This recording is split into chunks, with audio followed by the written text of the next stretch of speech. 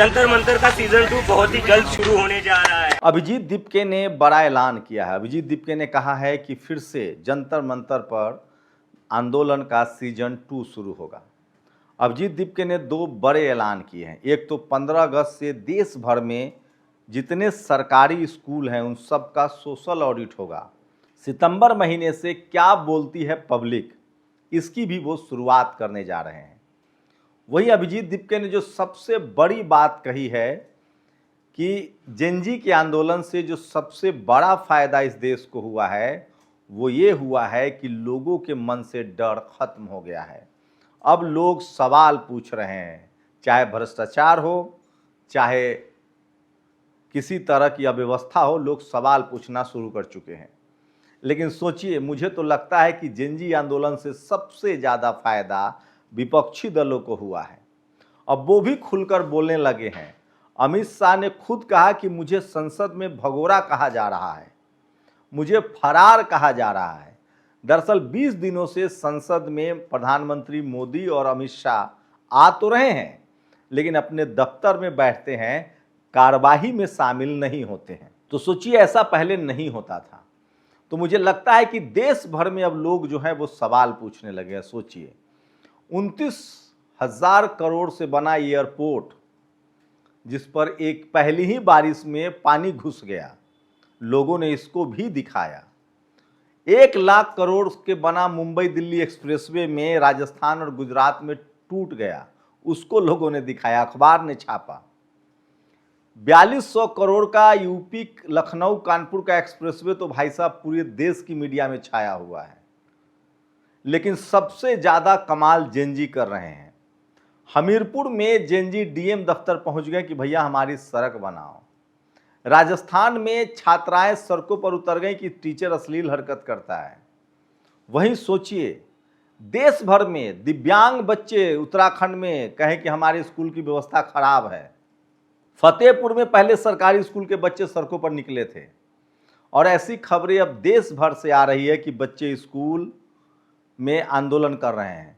अस्पताल के लिए सवाल उठ रहा है। बिहार में मंगल पांडे ने कहा जा रहा है कि जो ड्रम 1500 का था उसको 15,000 में खरीदा, और दवाई खरीदने के पैसे के 300 करोड़ रुपए के ड्रम खरीदने में खर्च कर दिए गए डस्टबिन के लिए।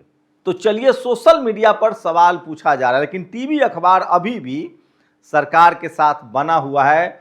उसे 29,000 करोड़ का एयरपोर्ट था जिसमें पानी भर गया, वो नहीं दिख रहा है।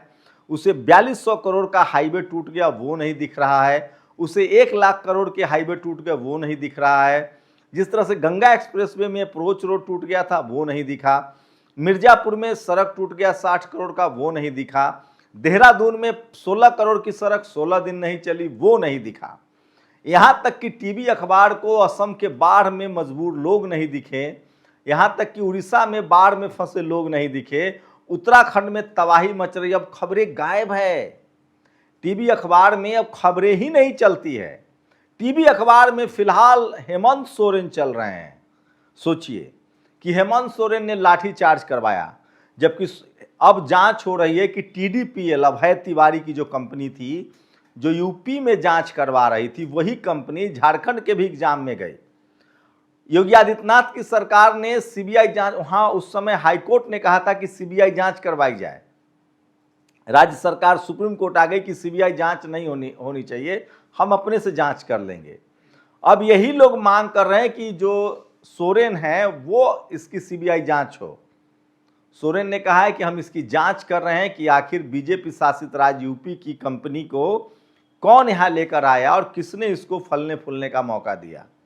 सोचिए, रूबिका लियाकत ने समाजवादी पार्टी के एक ठाकुर नेता की जबरदस्त बेइज्जती की। तू तराक, मतलब क्या नहीं कहा, वो शब्द हम आपको कह नहीं सकते हैं।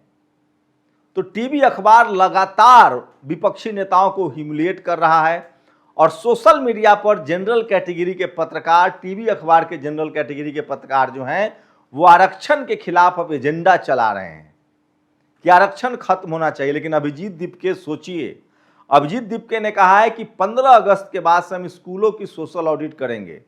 जब नया प्रधानमंत्री आवास, नया संसद बन सकता है तो नए स्कूल क्यों नहीं बन सकते हैं। और आज़ादी के 80 साल के बाद कितने नए स्कूल बने, कितना रेनोवेट हुआ। सोचिए 1 लाख स्कूल तो बंद हो गए इस सरकार के आने के बाद। तो आरएसएस बीजेपी पर गंभीर आरोप लग रहा है कि ये लोग पढ़ाई लिखाई के पक्ष में नहीं है। आपको बता दें कि इस देश में चपरासी से लेकर चीफ जस्टिस तक जनरल कैटेगरी का रिप्रेजेंटेशन सबसे ज़्यादा है। वहीं अभिजीत दीपके ने कहा है कि हम चाहते हैं कि कोई भी बच्चा सिर्फ तिरंगा फुटपाथ पर बेचे नहीं, वो तिरंगा हाथ में लेकर स्कूल जाए। किसी भी बच्चे को सिग्नल पर तिरंगा झंडा ना बेचना पड़े 15 अगस्त को। तो अभिजीत दीपके ने इस देश का नस पकड़ लिया है। उनको पता है कि हमें इस देश में स्कूल अस्पताल के मुद्दों पर आगे राजनीति करनी है, आगे लड़ना है, और उनको इसका जन समर्थन भी मिल रहा है। वहीं लोग सरकार की आलोचना कर रहे हैं 2 बच्चियों से जिस तरह से माफ़ी मंगवाई गई। दरअसल उत्तराखंड में एक बच्ची ने मुख्यमंत्री के सामने कहा कि मैं इंटरनेशनल प्लेयर खेलने जाना चाह रही थी, मुझसे 1.5 लाख रुपए के घूस मांगे गए। अगले ही दिन उस बच्ची को एक वीडियो बनवाया गया पुलिस यूनिफॉर्म में कि नहीं मैंने गलत बोला है, हम पैसा नहीं जुटा पाए। दोनों हालत में सरकार के लिए शर्मिंदगी है। एक बच्ची जो राष्ट्रीय चैंपियन थी, इंटरनेशनल खेलने जा सकती थी, सरकार ने समय पर क्यों नहीं मदद की। पहले तो उस बच्ची ने कहा कि 1.5 लाख रुपए हमसे घूस मांगे गए, बाद में मुख्यमंत्री ने कहा कि बैठो बैठो। सोचिए ठीक वही मामला सामने है जैसे दिल्ली में एक 15 साल की बच्ची के लिए प्रधानमंत्री ने वीडियो बनाई थी और इनके संगी लोग उनको ढूंढकर एफआईआर करा दिया नाबालिग बच्ची पर। लेकिन मुझे लगता है कि धीरे धीरे अब लोगों का डर खत्म हो रहा है, लोग सवाल पूछ रहे हैं। कॉकरोच जनता पार्टी के प्रवक्ता सौरभ दास ने सोशल मीडिया पर लिखा है कि पुडुचेरी पुलिस जो है उनके परिवार से पूछताछ कर रही है, ये ठीक तरीका नहीं है। हम दोनों नाबालिग बच्चियों की तस्वीरें आपको नहीं दिखा रहे, हम चाहते हैं कि हम एथिक्स को फॉलो करें। तो अभिजीत दीपके ने मोर्चा खोल दिया है और 15 अगस्त से बड़ा कुछ होने वाला है। उन्होंने कहा है कि जंतर मंतर पर सीजन 2 भी होगा। तो स्कूल, अस्पताल, महंगाई, बेरोजगारी के मुद्दे पर यह सरकार फंसती हुई दिख रही है और इसके पास सब कुछ है नहीं। सवाल है कि 12 साल का समय बीत चुका है, एक भी एजेंडा ठीक से लागू नहीं हुआ है। सारे स्कूल, कॉलेज, यूनिवर्सिटी पर जनरल कैटेगरी के वाइस चांसलर का कब्जा है। सोचिए दलित पिछड़ों को एनएफएस लिखा जा रहा है। तो ये तो तय है कि सरकार से कम जो 90% 85% आबादी है एससी एसटी ओबीसी युवाओं की, वो इनसे नाराज है और वो कॉकरोच जनता पार्टी से खुद को जोड़कर देख रहे हैं। जहां भी आंदोलन हो रहा है इस देश में बहुसंख्यक आबादी, खासकर जनरल कैटेगरी में भी जाट, पटेल, मराठा, इन सबको कहीं कुछ मिल नहीं रहा है और सोशल मीडिया पर ये सारे खबरें दिख रही है। सवाल है कि सोशल मीडिया को अब कंट्रोल करने के अलावा कोई चारा नहीं है। तो कॉकरोच जनता पार्टी ने सोशल मीडिया को बड़ा हथियार बनाया है। वो इंस्टा पर उनके 26 मिलियन पसंद करने वाले लोग हैं, उनके चाहने वाले लोग हैं, उनका सब्सक्राइबर हैं, उनके फॉलोअर्स हैं और वो बड़ा आंदोलन खड़ा करने की ताकत रखते हैं। तो अभिजीत दीपके ने नस पकड़ लिया है सरकार का और उन्होंने कहा है कि हम धर्म की राजनीति को खत्म करना चाहते हैं।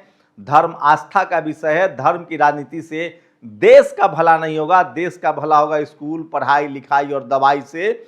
और इसकी बागडोर युवाओं को संभालनी पड़ेगी, जेनजी को संभालना पड़ेगा, जेन अल्फा को संभालना पड़ेगा। तो सरकार को अब समझ नहीं आ रहा है कि पढ़े जो बिजनेसमैन है, जो नेता है, उनको तो आप इनकम टैक्स ईडी से कंट्रोल कर लेंगे, जेनजी को कैसे कंट्रोल करेंगे? जो अभी स्कूल कॉलेज जा रहा है, जिसको नौकरी चाहिए, उसका परिवार जब बसेगा तभी उसको डरा पाएंगे ना। हो सकता है कि जिनके परिवार हैं, जिम्मेदारी है, वो डर जाते हैं। तो सोचिए नेता, विपक्षी दलों की विश्वसनीयता भी खतरे में है। जिस गोली की रफ्तार से विपक्षी दल के एमएलए एमपी बीजेपी में शामिल हो जाते हैं, तो विपक्षी दलों की विश्वसनीयता भी खत्म हो रही है।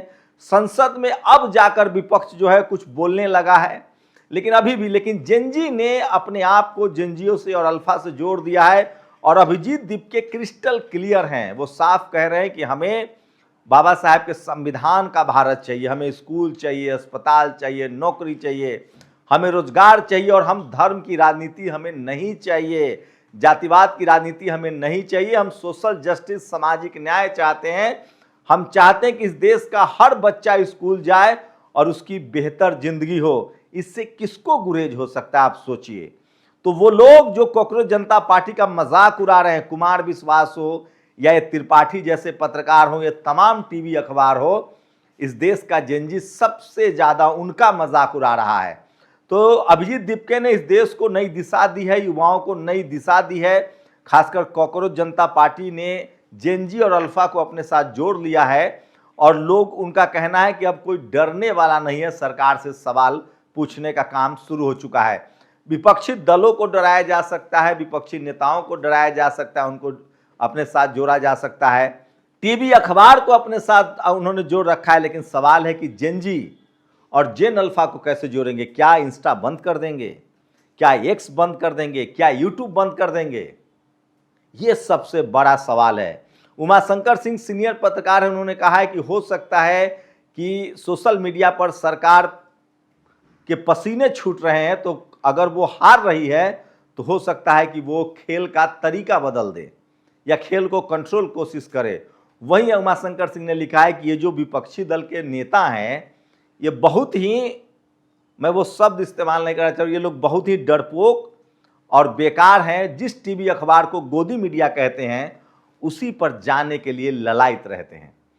तो लगातार आपको क्या लगता है, जेनजी और जेन अल्फा ने, खासकर बहुजन समाज और गरीब जेनजी जेन अल्फा ने अभिजीत दीपके को अपना युवा नेता मान लिया और अभिजीत दीपके ने कहा है कि हमारा इरादा पढ़ाई लिखाई, स्कूल, अस्पताल और दवाई है और धर्म की राजनीति अब बंद होनी चाहिए, देश को बेहतर मुल्क बनाना, और इसके लिए जेनजी और जेन अल्फा ने कमर कस ली है।